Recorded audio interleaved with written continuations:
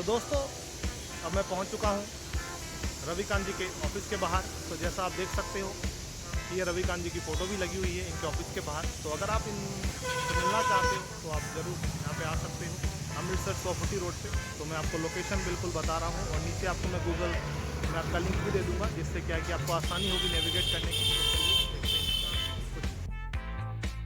देखिए दोस्तों, वो 140 रोड से आपको बिल्कुल टर्न करना है। सामने एक फर्नीचर की शॉप है, तो आप देख सकते हो सामने रविकांत जी का ये बोर्ड लगा हुआ है। तो चलिए आपको कुछ और फैसिलिटीज़ के बारे में बताते हैं जो इनके द्वारा जो है प्रोवाइड की जाती है। तो आप देख सकते हैं बहुत ही एक अच्छा इंफ्रास्ट्रक्चर है इनके पास। आप यहाँ पर देख सकते हो बैठने की एक बहुत ही अच्छी व्यवस्था है। बिल्कुल कोविड-19 की प्रक्रिया का, दिशा निर्देश का बिल्कुल ध्यान रखा गया है। हर चीज़ आपको हाइजीनिक मिलेगी। तो यहाँ पर आप देख सकते हो, अगर आप वेट कर रहे हो तो यहाँ पे किताबें भी रखी हुई है, जिससे क्या है कि अगर आप चाहते हो कुछ आप अपने टाइम को यूटिलाइज करना तो आप वो भी कर सकते हो। तो आप देख सकते हो बिल्कुल बहुत ही एक प्रॉपर तरीके से इन्होंने अपने ऑफिस को डिज़ाइन कर रखा है। हर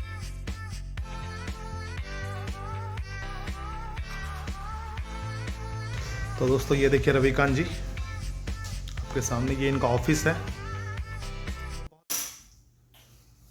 तो स्वागत है आप सभी का पंजाब टुडे यूट्यूब चैनल पे। मेरा नाम रौनक भार्गव है और जैसे मैंने आप सबको बताया था कि मैं अपने इस ब्लॉग पे जितने भी हमारे लोकल टैलेंट हैं, एंटरप्रेन्योर्स हैं, तो उनकी स्किल्स को मैं आपके सामने लेकर आता रहूंगा समय समय पे।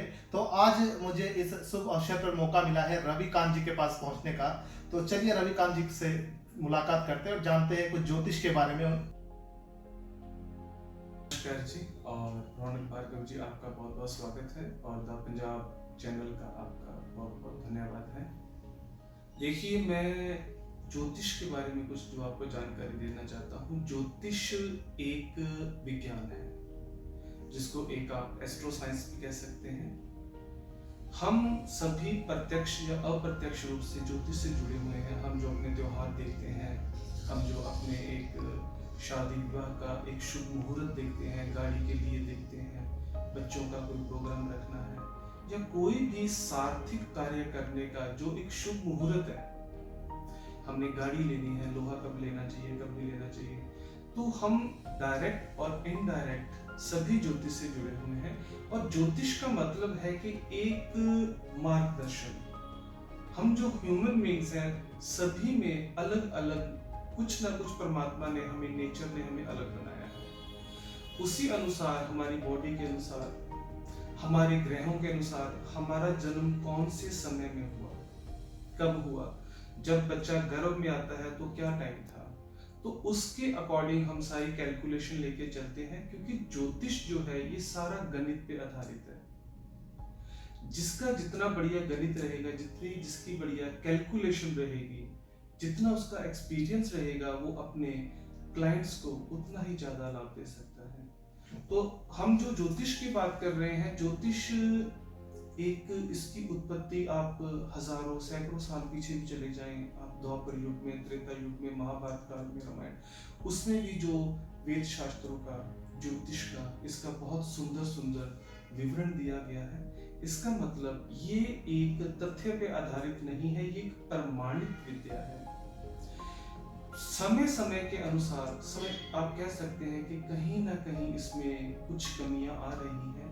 मैं ये भी कहना चाहूंगा कि जैसे जो हमारी सरकार है, वो बच्चों को संस्कृत की तरफ, क्योंकि संस्कृत जो है ना जी, वो सभी भाषाओं की एक जननी है।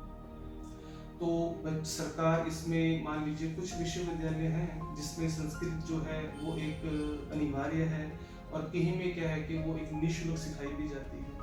लेकिन बहुत से बच्चे हैं, जो आजकल का ट्रेंड है, आजकल का इंग्लिश का ट्रेंड है, बच्चे बाहर भाग रहे हैं, आईएलटीएस है और है। तो उसके कारण क्या है कि कहीं ना कहीं हम जो है इस भाषा से पिछड़ते जा रहे हैं। अब हो क्या रहा है कि सरकार हर एक चीज में एक अपना कोटा रखती है। जैसे मान लीजिए ये जो आविष्कार करते हैं, जो साइंटिस्ट हैं, उनका एक कोटा है। जरूरी नहीं है उनके सभी आविष्कार पास होते हैं। बिल्कुल, बहुत सही कहा आपने। जैसे कि अभी हमने देखा चंद्रयान जो लॉन्च किया था सरकार ने, तो वो रोवर के साथ जाकर जो संपर्क जो हमारा टूट गया था। तो जैसे ये भी एक विज्ञान ही है, क्योंकि विज्ञान जैसे हम कहते हैं कि ये एक्सपेरिमेंट के ऊपर सारी चीजें जो है तय है। तो आप यही कहना चाहते हो दर्शकों को कि astrology is all about prediction, कि इसमें हो सकता है कि कुछ चीजें जो है वो प्रेडिक्शन पर निर्भर हो और कुछ चीजें हो सकती है वो सत्य भी हो 90 या 95%। जो ज्योतिष है वो 100% है। जो एक चीज सैकड़ों हजारों साल से चलती आ रही है उसका मतलब उसमें कुछ है। हम नहीं मानते हैं उसका कोई इलाज नहीं है। अगर देखा जाए तो कुछ बहुत सी ऐसी चीजें हैं जो इनविजिबल है लेकिन है। भगवान है लेकिन विजिबल नहीं है, लेकिन भगवान तो है। तो ऐसा नहीं है कि जो चीज हमें नजर नहीं आ रही है वो नहीं है। ज्योतिष जो है ये सिर्फ आप ये कह सकते हैं कि कहीं ना कहीं सरकार इसको थोड़ा सा, इसके लिए अगर मान लीजिए कोई एक सपोर्ट करती है ना जी, इसकी कोई क्लासेस हैं, इसकी कोई, इसके ऊपर कोई एक कोटा, जैसे मैंने आपको बताया था साइंटिस्ट का एक कोटा रहता है, सभी का एक कोटा रहता है, तो आप इस पर अधिक से अधिक से रिसर्च करें। 100% किसी भी चीज में नहीं है। अगर आप मेडिकल में जाएं तो कोई भी डॉक्टर नहीं कह सकता कि जी 100% जीत जाएगा। वो कहेगा भाई साहब पहले आप साइन कर दीजिए। उसको पता है कि मैं अच्छा कर रहा हूँ लेकिन वो 100% नहीं है।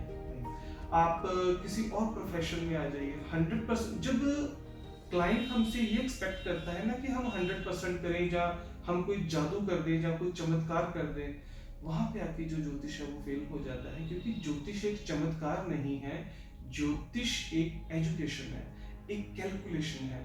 मैं अपनी बात करता हूँ, मैंने पोस्ट ग्रेजुएशन की हुई है बिजनेस मैनेजमेंट में, लेकिन इसके अलावा जो है इसमें मैंने रत्ना, शास्त्राचार्य, विशाख, प्रवीण, वास्तु इसमें मैंने किया है। अब हम नोट कर रहे हैं कि जितना हम इसको पढ़ते जा रहे हैं ये उतनी ही निखरती जा रही है, उतनी ही ये आगे बढ़ती जा रही है। अगर मैं कह दूं कि कोई भी आदमी किसी भी लाइन में परफेक्ट नहीं है, आदमी जो है अपनी लाइफ में समझ लीजिए ऑलवेज ही स्टूडेंट रहता है, और जो जितना मैक्सिमम सीख रहा है। मेरा, जैसे मैंने आपको बताया, मैंने बिजनेस मैनेजमेंट किया हुआ है, तो मेरा ज्योतिष के अलावा और भी बहुत से व्यवसाय, बहुत से कारोबार है। इसलिए मैं इस ज्योतिष को एक कारोबार की दृष्टि से नहीं लेता हूँ। मेरी कोशिश रहती है कि मैं अपने क्लाइंट्स को ज्यादा से ज्यादा, क्योंकि हमारे साथ वो भावात्मक जुड़े हुए हैं, हम पे वो ट्रस्ट करते हैं। हमारा जो प्रोफेशन है एक फेथ वाला प्रोफेशन है, तो हमारी कोशिश रहती है कि हम अपने क्लाइंट को अधिक से अधिक क्या दे सकते हैं।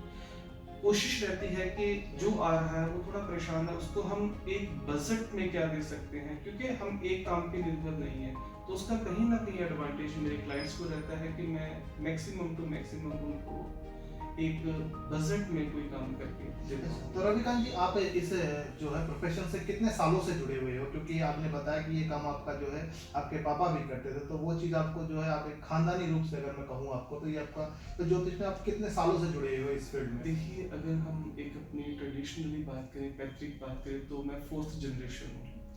तो समझ लीजिए मेरे पिताजी, बाबा जी, उनके पिताजी, 4th जनरेशन हूँ मैं इस लाइन में, और मेरे को खुद को इस लाइन में 22-23 साल हो गए हैं जी। और इसमें ये मेरा जो ऑफिस है ये 100 फीट रोड पे है, बड़ा राम मंदिर है, उसके बिल्कुल साथ रविकांत के नाम से। तो समझ लीजिए यहाँ पे मैं लगभग 22-23 साल से बैठा हुआ हूँ। अच्छा, तो जैसा आपने देखा रविकांत जी लगभग 22 सालों से जो है अपनी सर्विसेज यहाँ पर अपने दर्शकों को दे रहे हैं। तो जैसा इन्होंने आपको बताया कि ज्योतिष जो है ये आपके विश्वास के ऊपर है, अगर आप किसी भी परेशानी में हो तो आप इनके पास आ सकते हो। पर इन्होंने एक बात और भी कही कि ये कोई चमत्कार नहीं है, क्योंकि अगर आप किसी चीज़ पे विश्वास करते हो, तो अगर लोग इन पे विश्वास करते हैं तभी ये पिछले 22 सालों से जो है इस चीज़ में जुड़े हुए हैं। तो रविकांत जी, आप अपना टाइमिंग बताइए कि आप किस किस समय पर जो है आप दर्शकों को, आप अपने क्लाइंट से मिलते हो? श्रीमान जी, मैं थर्सडे ऑफ रहता हूँ और बाकी मैं रेगुलर डेज में रहता हूँ। कुछ क्लाइंट्स जो हैं वो जॉब वाले हैं, वो आई संडे सकते हैं, है ना जी। और जो मेरा ऑफिशियल टाइम रहता है वो सुबह 10 से 6 बजे तक रहता है।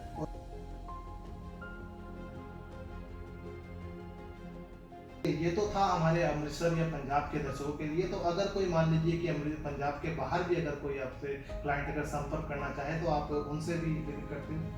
आजकल तो क्या है कि देखिए सब कुछ सरल है, एक मल्टीमीडिया का ज़माना है। अब जो मान लीजिए बच्चे हैं वो पहले यहाँ से आइलेट्स करके बाहर चले गए हैं, फिर वो क्या होता है कि हमारे कॉन्टेक्ट में रहते हैं बच्चों का, वहाँ पे जॉब का, सेटलमेंट का, मैरिज का, पीआर का, तो वो एक समझ लीजिए फ़ोन के माध्यम से, व्हाट्सएप के माध्यम से, तो वो हमसे संपर्क में रहते हैं। और हमारी भी कोशिश रहती है कि हमारा जो क्लाइंट हमारे से यहाँ पे बाहर गया है तो हम उसको मैक्सिमम टू मैक्सिमम सर्विसेज जो है वो प्रोवाइड करते हैं। अच्छा, तो रविकांत जी आपके पास जेमस्टोन वगैरह भी आप देखते हो, जिस तरह राशियों के नग वगैरह होते हैं, तो वो भी आपके पास? हाँ जी, क्योंकि ये जो ज्योतिष है ना जी, इसमें क्या है कि अलग अलग ढंग से रेमेडी होती है। हाँ जी। किसी का जो ट्रीटमेंट रहता है वो दान पुण्य के माध्यम से रहता है, किसी का स्टोन के माध्यम से रहता है, किसी का हवन पूजा पाठ के माध्यम से रहता है, कईयों का हम ट्रीटमेंट करते हैं, कईयों को हम सेल्फ करने के लिए बोलते हैं। रीजन क्या है कि ज्योतिष का एक कहीं ना कहीं ये भी मकसद है कि हमारे पास जो क्लाइंट आता है उसको हम एक ईश्वर के साथ, एक उसको नेचर के साथ, उसके हाथों से कुछ दान डोनेशन, कुछ अच्छा काम, हम उसको एक लाइन देते हैं कि आप जो अपने हाथों से भी कुछ करो, जिससे क्या है कि वो ईश्वर के साथ भी जुड़ा रहता है। कुछ हताश होते हैं जो, उनको लगता है कि ये भी नहीं है, वो भी नहीं है, भगवान भी नहीं है, तो हमारी कोशिश रहती है कि उसको कहीं ना कहीं जो उसमें नेगेटिविटी है वो उसमें से इरेज की जाए और उसमें एक पॉजिटिविटी लाई जाए, उसको एक अच्छी चीजों के साथ कहीं ना कहीं जोड़ा जाए। तो बिल्कुल सही कहा रविकांत जी, बहुत बहुत धन्यवाद आपका हमारे साथ जुड़ने के लिए। तो जैसा आप सभी ने देखा कि रविकांत जी आज इन्होंने बहुत ही अपना कीमती समय निकाला हमारे साथ जुड़ने के लिए, और इन्होंने अपना अनुभव बताया, इन्होंने ज्योतिष के बारे में बताया। क्योंकि आपने देखा बहुत सारी चीज़ें ऐसी होती है जो लोगों को भड़काती है, ध्यान भटकाती है, कि उनको लगता है कि ज्योतिष कुछ नहीं है। इन्होंने इस बात पर भी जो है इन्होंने आपको जस्टिफाई किया कि ये एक साइंस है, ये एक विज्ञान है। जिस तरीके से विज्ञान के अनेक अनेक क्षेत्र हैं, जैसे इन्होंने साइंटिस्ट का एक उदाहरण दिया, उसी तरीके से एस्ट्रोलॉजिकल साइंस भी एक क्या है, ये एक साइंस की तरीके से है। तो सरकार अगर इसमें समर्थन करती है, अगर सरकार अपनी यूनिवर्सिटीज में इसके लिए कोर्सेज चलाती है, एक जागरूकता अभियान अगर चलाती है, तो हो सकते हैं आने वाले समय में हमें जो है हर कहीं ना कहीं से जो इस चीज में और सुधार देखने को मिल सकता है। रविकांत जी बहुत बहुत धन्यवाद हमारे साथ जुड़ने के लिए। Thank you. तो अगर आप इनसे मिलना चाहते हो तो ज़रूर आप मिलिए इनसे, अपने इनके विचार से आप ज़रूर प्रभावित हुए होंगे। तो जो भी इनका अनुभव है आप ज़रूर इनसे मिलिए, और आपकी किसी भी अगर दिक्कत परेशानी है उसका आपको समाधान ये ज़रूर करेंगे।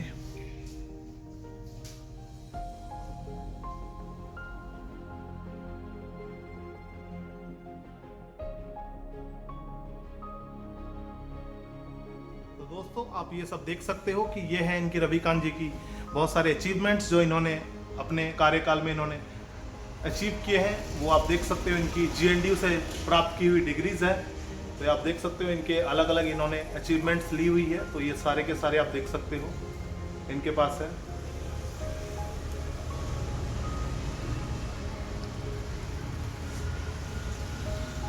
तो आप इनके अचीवमेंट से ही इस चीज़ का अंदाज़ा लगा सकते हो कि इनके पास कितना अनुभव होगा। ये इनकी आप देख सकते हो बैचलर ऑफ आर्ट्स की इनकी डिग्री है। तो एक बहुत ही सुजवान ये एक एंटरप्रेन्योर है। तो ज़रूर आप इनसे संपर्क कीजिए।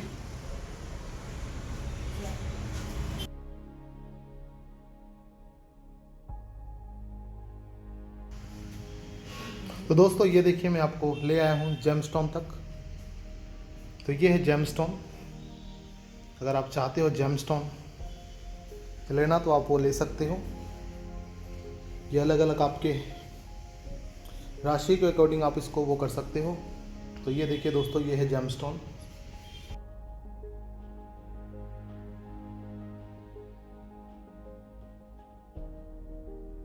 तो दोस्तों आप देख सकते हो ये इनका पूजा स्थल है। तो यहाँ पर जो भी कर्मकांड हेतु चीज़ें की जाती है रविकांत जी के द्वारा। तो किसी भी तरीके का आप अगर समाधान चाहते हो तो आप इनसे ज़रूर संपर्क कीजिए। आप ये देख सकते हो ये इनका हवन कुंड है जहाँ पे ये